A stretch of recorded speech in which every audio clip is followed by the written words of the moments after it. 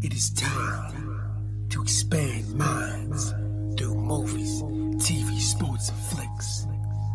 It is time to boldly go where no podcast has gone before. It is time for the Captain Talks Flicks. The Captain Talk Flicks. Welcome to the Captain Talks Flicks podcast. I'm your host, the Captain Cortez, aka Mr. Love, and this is where we talk flicks. And ladies and gentlemen, this past week, I went back to the world of the spy, espionage, cloak, and dagger. And I'm gonna get into that first couple things. I want to give a big shout out to London. Got some plays over in London this past week. Gracias, gratitude, Torba, and London. I'm watching you guys on TV right now. I am currently watching Slow Horses. So I'm talking about today, and I get to see your beautiful, wonderful city. And one of these days, I'm gonna have to come down there and visit that lovely city. So thanks for listening, gracias, gratitude.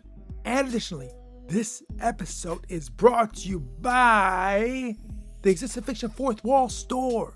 You're going to find some unique, interesting merchandise related to my podcast, also the Learning Lyrics podcast, also the brand Existing Fiction, the artists there, a variety of items that'll be there, some limited edition, different merch you can get to support the show and the artists of the Existing Fiction family. So if you support this movement, this family, this vibe that we're creating here, check out the shop button below. Now, let's get to the podcast. Ladies and gentlemen, back to the world of the spies. And in this episode, we further explore what happened with Mr. Ho. You know, Mr. Ho was dating this lady, and turns out we have confirmed she was a honeypot, honey trap. Right? Now, if you're not well versed in the world of espionage spy, basically a honey trap is sent to a man or a woman to achieve some type of objective. A lot of times get information or access. And a lot of times, it's a very attractive woman or a man. And Roddy Ho fell for it. And let's be honest, sometimes when a beautiful woman approaches you, you just got mesmerized by the beauty and you can get sucked in. So we see what happens here. She wanted to get access to him because he's a very skilled hacker for MI5. And she was trying to get at him. And she did that by her beautiful frame and her beautiful brain and just her sexiness and got into Roddy Ho. So, ladies and gentlemen, this is a very common trope in the spy world, and it actually happens in real life too, I believe, that lovely, attractive women be sent to you who has access to things or knowledge or information or something or person, and they'll use a very, very attractive woman to lure you. So, man, I've talked about this over and over again on this podcast. If a really super attractive woman is trying to pursue you, connect with you, and you're not on that level, let's be real, we assess ourselves like, bro, we know we are.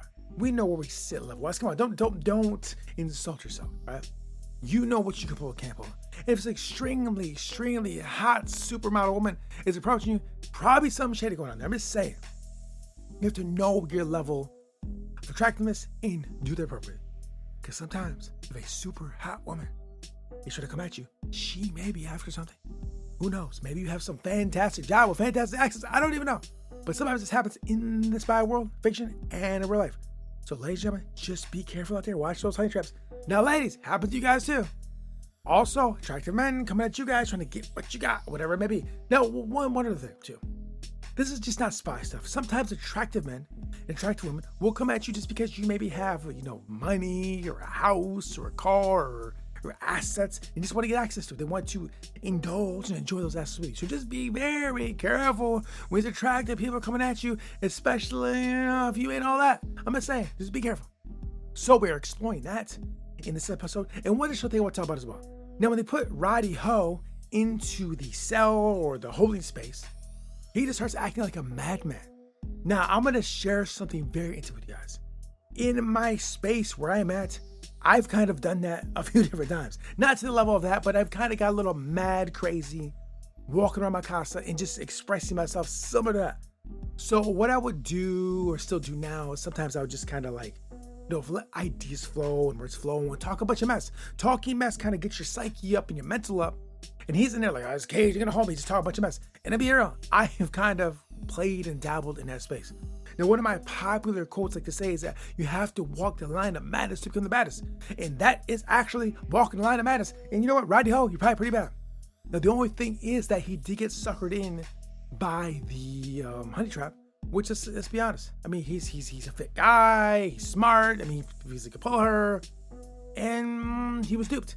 Now, hopefully, that never happens to me. And hopefully, it never happens to you guys. So just be very careful out there. So, moving on. I do want to talk about one other part. Moving on, I do want to talk about one other aspect of this episode. In this episode, we've seen the magnificent Jackson Lamb using his knowledge, wisdom, spy skill set to escape a predicament.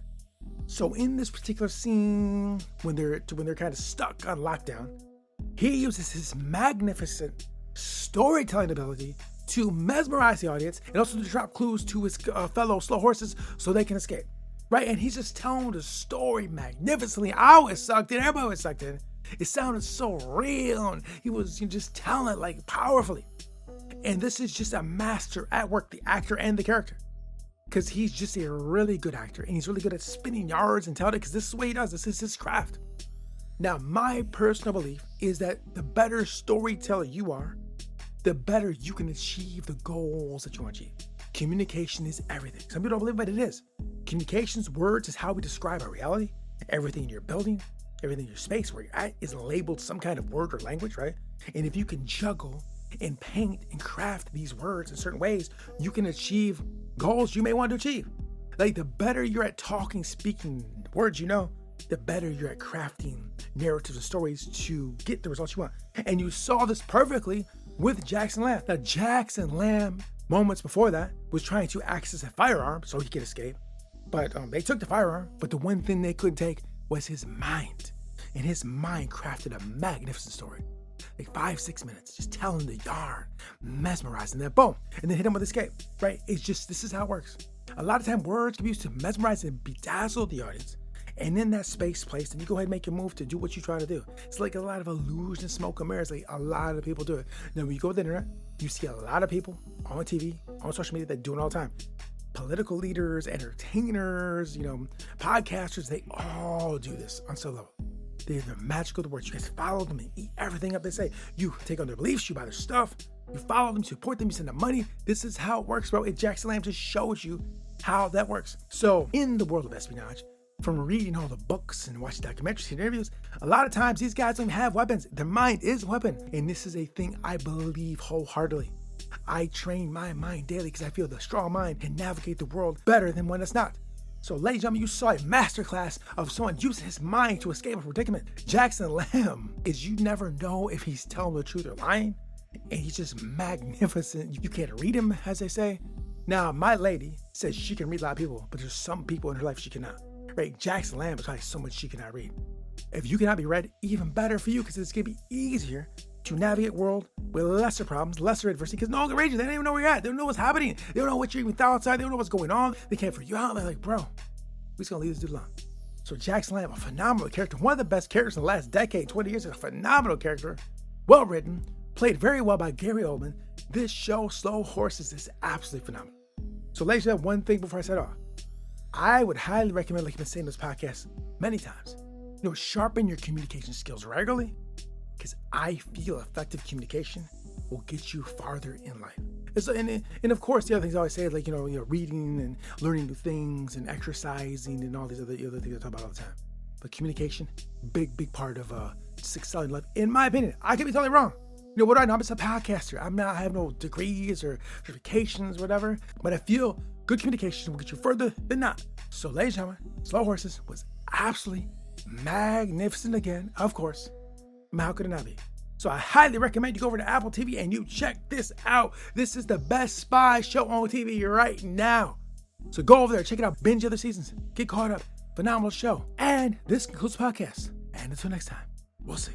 The secret for harvesting from existence the greatest fruitfulness and the greatest enjoyment is to live dangerously. Friedrich Nietzsche. Till next time, it's Captain Peace. The Captain Talks.